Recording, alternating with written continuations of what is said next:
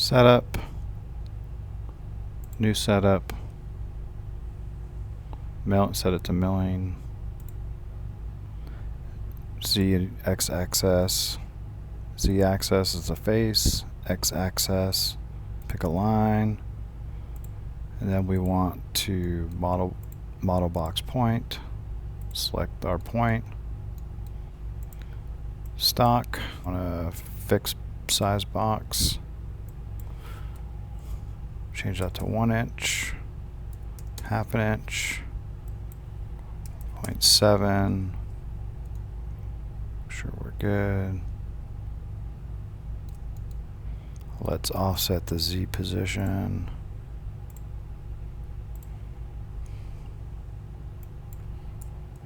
.04. Oops. 0.04. Post processor. This is where you can add the program number and then the WCS offset. Keep it at 0 or 1 if you're just running one part.